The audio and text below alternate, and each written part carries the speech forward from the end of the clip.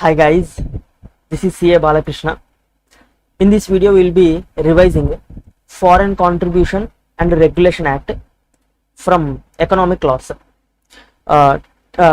Previously, we have completed all the 3 chapters relating to directors from Companies Act.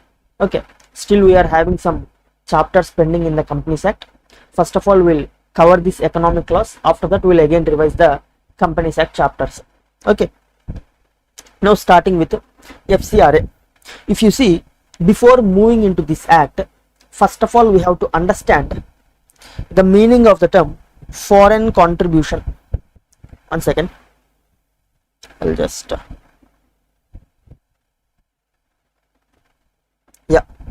foreign contrib. What happened? Just give me a second.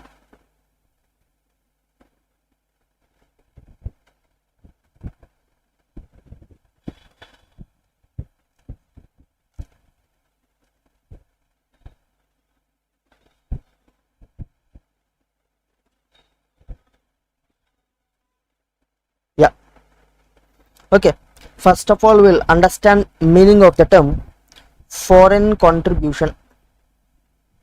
What is meant by this foreign contribution? See, basically if you see, if we receive donations from within India, those will be known as Indian donations. In the same way, if we receive donations from foreign countries, basically from foreign source, those would be known as foreign contributions, generally speaking. Now we'll see the specific definition that has been given in the act to this foreign contribution. Foreign contribution means any donation, delivery or transfer, basically for free of cost of what? Of any article, currency, includes both Indian and foreign currency, and securities which are given by, made by foreign source, that would be known as foreign contribution. Hope that is clear. Now for this article there is an exception. If an article of market value less than 1 lakh is given as a gift for personal use, then it would not be treated as a foreign contribution. Okay, for article which is given as a gift for personal use, the exemption is up to market value of 1 lakh rupees. That is the definition of foreign contribution. Now the question that arises is, why to regulate this foreign contribution? Okay, why should we regulate the donations from foreign countries or foreign source? What is the necessary?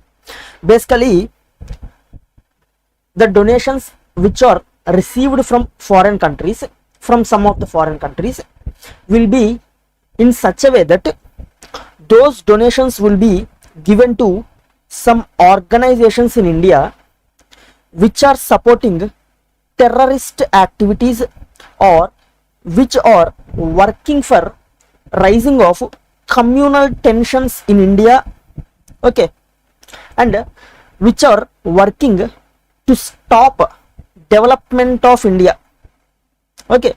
There will be some organizations in the form of charitable organizations that will be established in India and which will receive foreign contribution from various entities through foreign sources.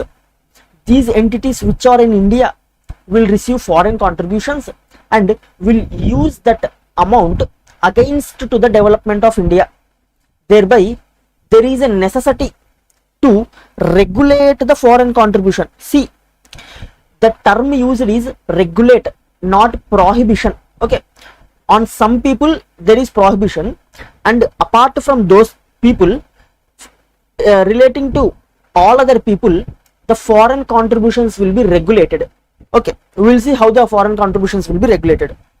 Now, applicability of this Foreign Contribution Regulation Act. Basically, this act was introduced in 1976 and it was again amended in 2010. This act will be applicable if foreign contributions are received by people in India, whole of India.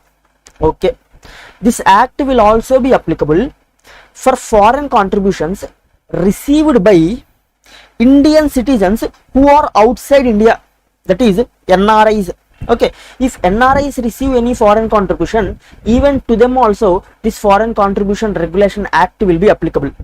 And the final one is foreign branches subsidiaries of Indian companies. Okay, Indian companies will be having some subsidiaries or foreign branches in the foreign countries. If those foreign branches or subsidiaries receive any foreign contributions, even on those subsidiaries also the foreign contribution regulation act will be applicable. That is the applicability of FCRA act. Now we have seen the definition of foreign contribution. Now there are two such items which will be deemed to be foreign contribution. What are those deemed foreign contributions? Let us see. Donation, delivery or transfer of any article, currency, foreign security by any person who has received it from any foreign source, either directly or through one or more persons. See, let's say there is Mr. A. He received foreign contribution from some foreign source and he is transferring this amount to some other person in India as donation. Now this transfer will also be deemed to be foreign contribution. Okay, this is the first type of deemed foreign contribution. Hope that is clear. Now second type of deemed foreign contribution. Now let's say I have received foreign contribution. Now I cannot utilize this entire amount at a single stretch. Thereby I will be depositing this amount in some bank. When I deposit this amount with bank will be giving some interest now. Now the interest income which has been earned on this foreign contribution will also be treated as foreign contribution. Hope that is clear. These two are deemed foreign contributions. Now exclusions from foreign contribution. Explanation 3 speaks about contributions which are excluded from foreign contribution. What are they?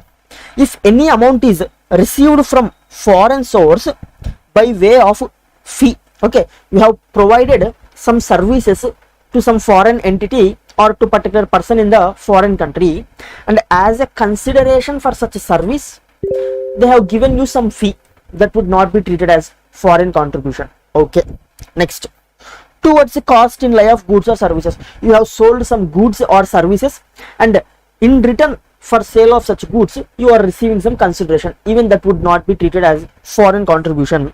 Next, any contribution received from agent of foreign source towards such fee or cost. All these three would be excluded from foreign contribution. Hope that is clear. Now foreign source, we have told that the contribution will be treated as foreign contribution only if it is received from a foreign source. Now who are the foreign sources? There is some list of 10 people. Here you can find all the entities which will be treated as a foreign source. Okay, you can just read them, there will be nothing to explain in that. You can just take a screenshot or something like that. Okay, now prohibition of to accept foreign contribution. Section 3. Section 3 specifies various prohibitions regarding acceptance of foreign contribution. Basically you can divide these prohibitions into two types. One is direct prohibition and another one is indirect prohibition. First of all we will see the direct prohibition, after that we will see the indirect prohibition. Firstly, direct prohibition. See, all the parties which are covered in this direct prohibitions cannot receive foreign contribution. Hope that is clear. Now for easily understanding you can divide this into three parts.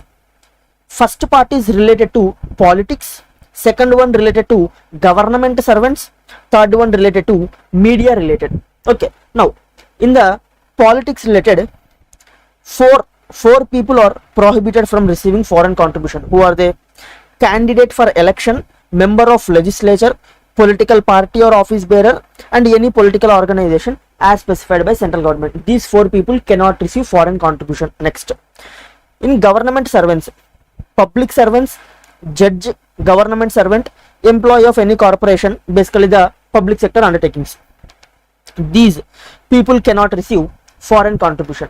Now if you see, in related to politics, why these people cannot receive foreign contribution?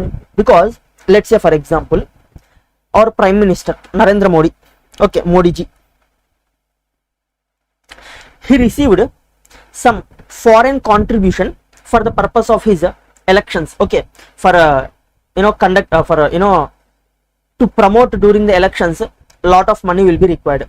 Now to spend during elections, he received the contributions from, let's say, US government.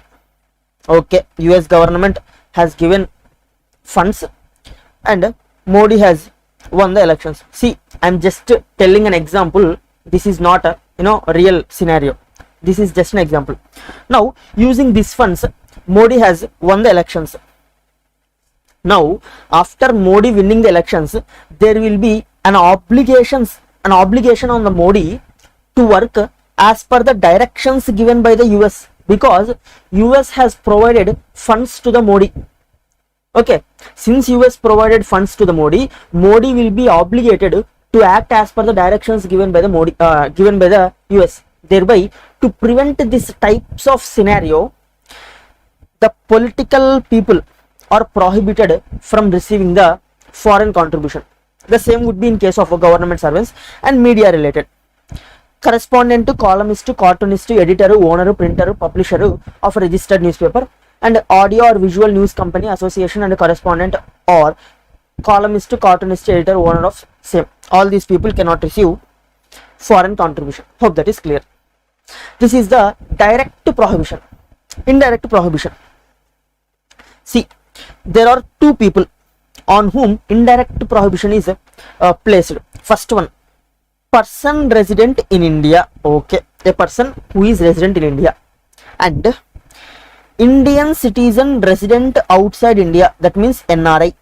Okay, on these two people there is indirect prohibition. What is the indirect prohibition? Let us see. First one, they shall not accept any foreign contribution on behalf of prohibited person. In section 3 we have seen some prohibited persons. Now on behalf of those prohibited persons, these two people cannot receive any foreign contribution. Hope that is clear. And in the same way, if these two people receives any foreign contribution, they cannot transfer it to the prohibited persons. Hope that is clear. These are the two types of indirect prohibitions on these two people. Next, we will see this. Section number 11, modes of accepting foreign contribution. Basically, there are two modes for accepting foreign contribution. One is through certificate of registration from central government, and another one is through prior permission from central government. Let us see the differences between these two. First of all, the application for registration of the certificate of registration has to be made in FCRA, whereas for the application for prior permission has to be made in FC3B. Now what is the difference between certificate of registration and prior permission? The certificate of registration will be valid for 5 years. Now whatever the foreign contributions that you receive during these 5 years will be valid. Okay, since you have obtained certificate of registration from central government, whereas if you obtain prior permission from central government, it would be valid only for such a specific transaction. Okay, it would be valid only for that single transaction for which you have obtained the prior permission. Okay, only once for that specific purpose. Now certificate under 1976 Act. If the certificate of registration was granted to you under 1976 Act, and by the time the new act was implemented, still such certificate has not expired, in that case such certificate which was granted to you under 1976 Act will be valid for a period of 5 years from the commencement of this new act. Hope that is clear. Next, if under the previous act specific permission was given to you, such permission would be valid only for that specific purpose. Hope that is clear. Next, we will see the procedure for granting of registration. Basically, the application has to be made in FC3A or FC3B. Once the application is made, central government shall within 90 days, it will either grant the application if it is satisfied, or it will reject the application. Now certificate given shall be valid for a period of 5 years. Hope that is clear. Next, see, you have made the application for registration and central government has rejected the application. In that case, since your first application is rejected, you can file again a second application only after a period of 6 months. Hope that is clear. Only after period of 6 months from the date of rejection of first application, a second application can be filed to you and also filed by you. And also, if the amount of foreign contribution to be received is more than 1 crore, in that case, central government can tell you that you please receive this foreign contribution in installments. Hope that is clear. Okay, accept foreign contribution in installments. And also, you have let's say of 1 crore you accepted to receive in installments. You received first installments of, let's say, 50 lakh. Now this is the first installment. Now to receive the second installment of another 50 lakh, you will be eligible to receive the second installment only if you spend at least 75% of this first installment. Hope that is clear. Next, cancellation of certificate. Once the central government has granted you the certificate of registration, it can cancel the certificate of registration on these 5 following grounds. What are they? Made incorrect or false statement, okay, in application, or violated any of the terms and conditions of certificate of renewal, or violated any of the provisions of this act, or holder of certificate has not engaged in reasonable activity for a period of 2 consecutive years, okay, or it is necessary in the public interest to cancel a certificate. On these 5 grounds, central government can cancel your certificate. Next,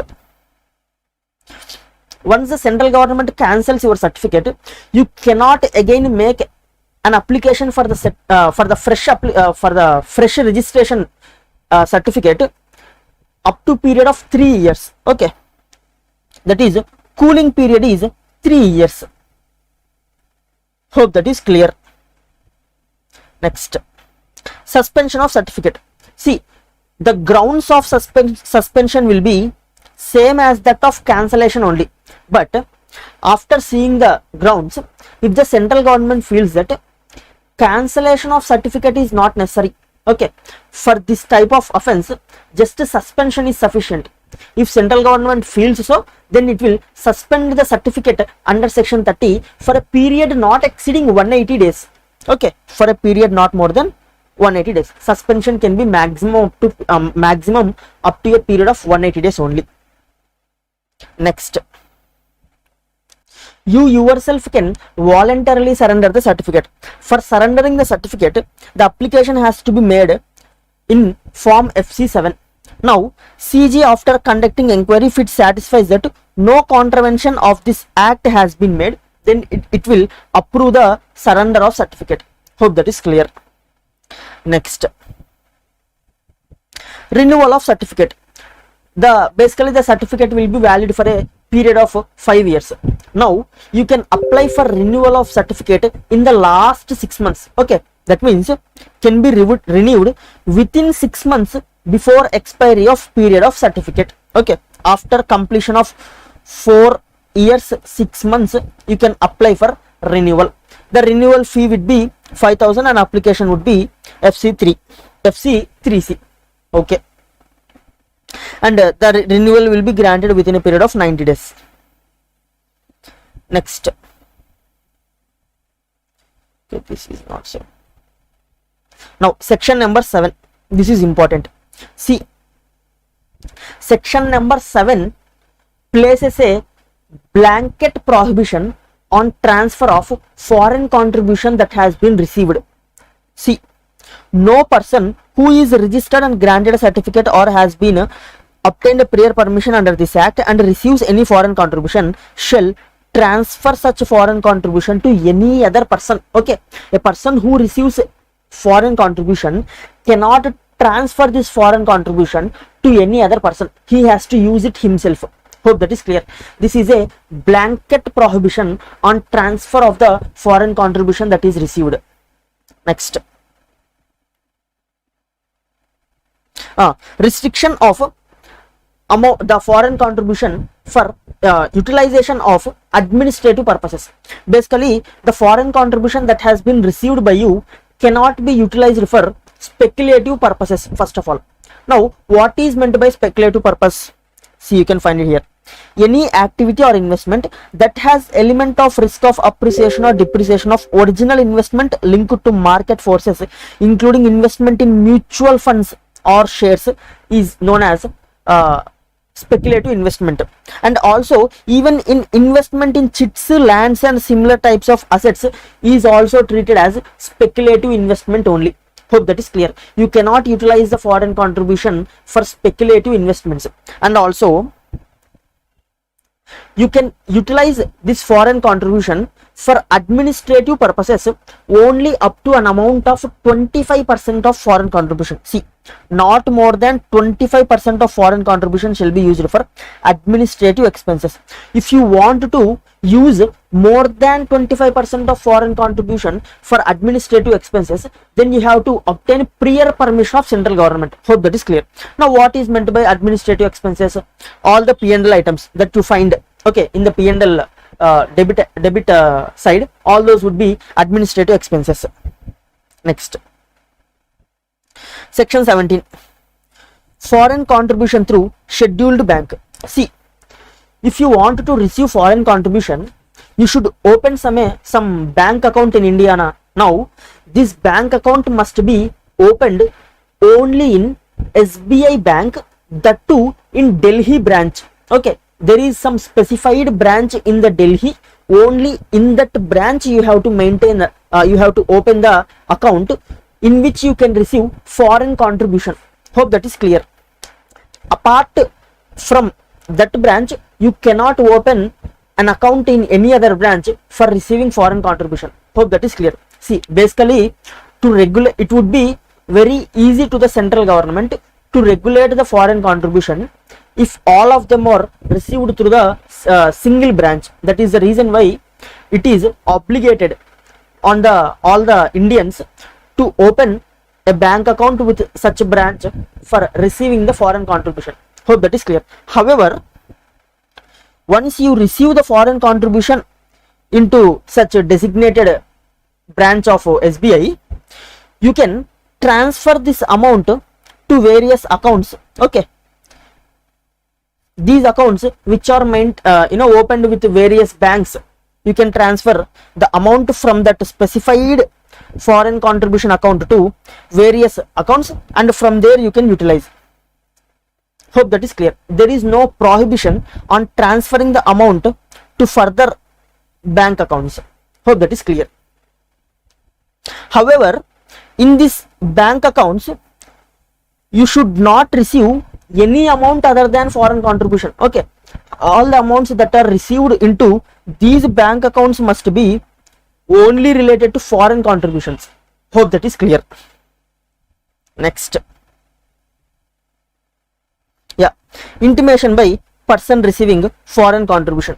All the persons who are receiving foreign contribution has to file a annual return with the CG. The form is FC4. It has to be filed within 9 months from the close of financial year. Hope that is clear. Next, maintenance of accounts. All the persons receiving the foreign contribution has to maintain the accounts related to those foreign contribution, and the audit of those accounts must be conducted by such officer. See, CG may order gazetted officer holding group A post to audit the books of such person, and such person will be having the power to audit the books of such person who is receiving the foreign contribution. Hope that is clear. The officer is gazetted officer holding group A post. CG will order such type of officer to conduct the audit. Next, intimation by candidate for election. See, any person who has made a nomination for participating in the election have to give a intimation to the central government regarding foreign contributions received by him. What is the time limit? Let's see. Within a period of 45 days from the date on which he is duly nominated as a candidate. Okay, within 45 days from the date on which he has duly nominated as a candidate, he should give intimation to the central government regarding the foreign contributions received by him during the past 180 days. Hope that is clear. See, let's say he has been nominated as a candidate for election on this date.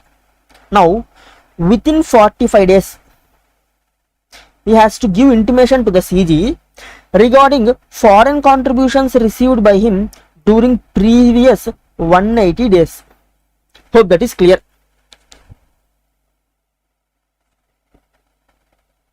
Hope that is clear. Next, that is relating to foreign contributions. Now there is another concept known as foreign hospitality.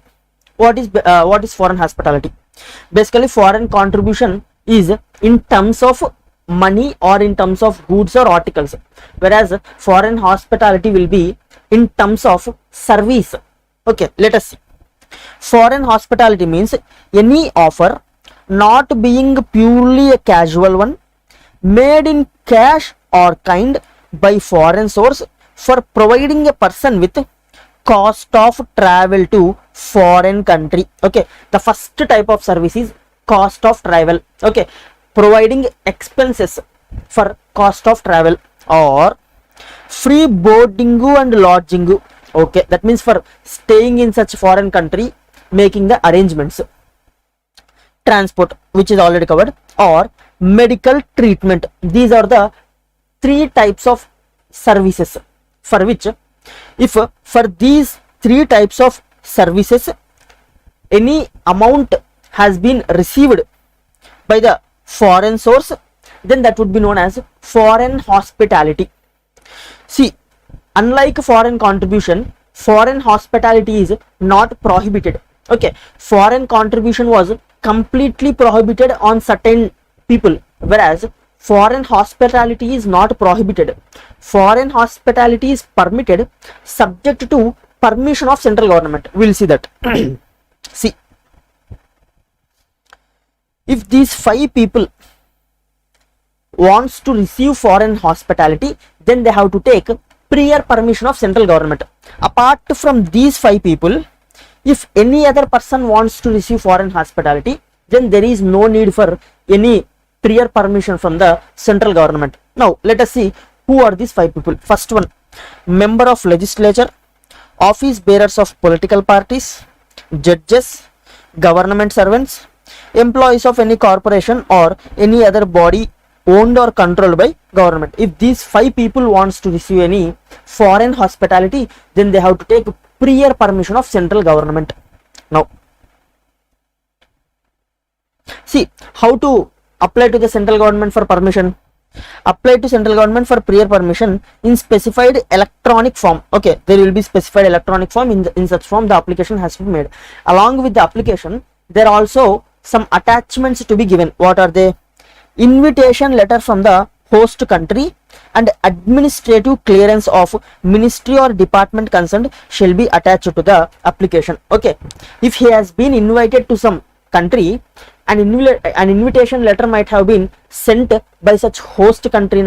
Such invitation letter must be given as an attachment in this electronic form. Along with this, the administrative clearance that has been taken from the respective Indian ministry should also be given along as an attachment to the application. All these must be reached to the central government at least 2 weeks before date of journey. Okay, at least 2 weeks. At least 2 weeks before date of onward journey. Hope that is clear. Now there is an important exception. Okay, there is an important exception relating to foreign hospitality. Let's say there is a particular member of legislature. Now if member of legislature want to receive any foreign hospitality, then he must first of all take prior permission of central government. Now let's say this member of legislature has visited some foreign country based on some invitation. Now during such visit, he was contacted by a sudden illness. Okay, now to treat this illness, some medical treatment has to be given to him. Now to give this medical treatment, if this person waits to receive the permission from central government, he will die there only. Okay, thereby for these types of exceptional situations wherein an emergent medical aid is needed on account of sudden illness contracted during a visit outside India, you can first of all take the foreign hospitality in the form of medical treatment. After receiving the foreign hospitality, within 1 month you can give intimation to the central government stating that I have taken this type of foreign hospitality from this country up to an amount of this much. However, if the amount of foreign hospitality received is less than 1 lakh, then you need not give any such intimation also. Hope that is clear. Next, that is regarding foreign contribution and foreign hospitality. Now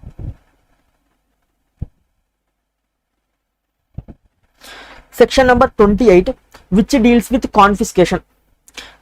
See, any article, currency or security can be confiscated provided it is seized under section 25. This section number 25 is not there for our syllabus, and adjudged under section 29 that it was obtained in contravention of the act.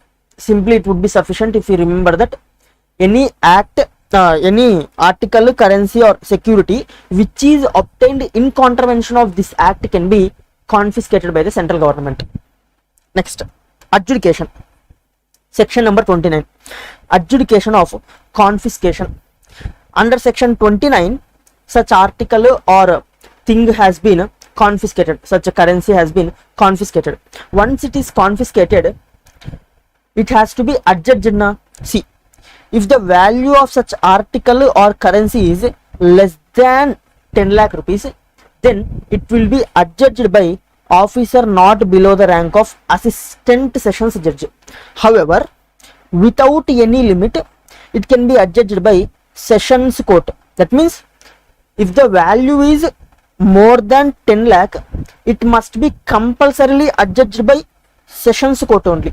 However, if value is less than 10 lakhs, it can be adjudged either by officer not below the rank of assistant session judge or by session court.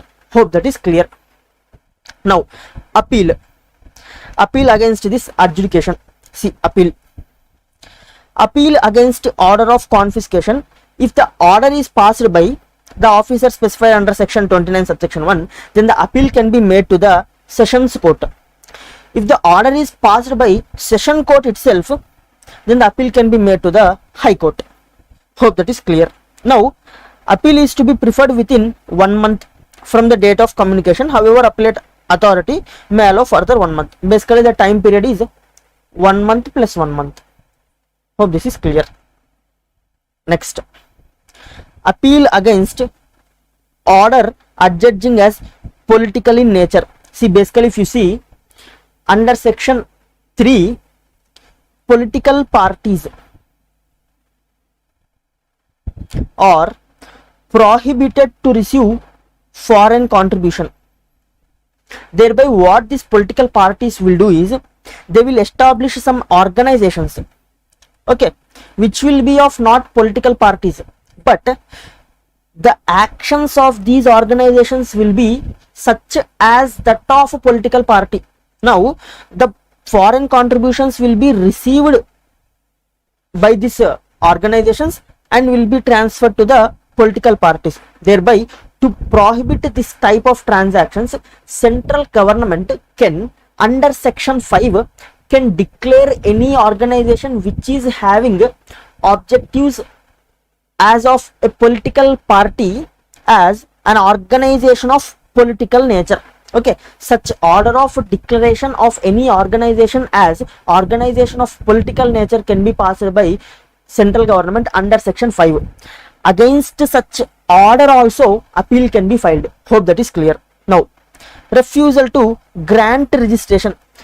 you have made application to the central government for granting certificate of registration. If central government refuses to grant certificate of registration, even in that case also appeal can be filed against the order of central government. Next, cancellation of registration by central government. Under section 14, central government can cancel the registration certificate if on any of the 5 grounds. Even against such order of central government also appeal can be filed. Now appeal can be filed with whom? Appeal can be filed with High Court within 60 days. Hope that is clear. By this we have completed almost all the sections of Foreign Contribution Regulation Act. Hope this is clear. In the next class we will meet with SEBI LODR regulations.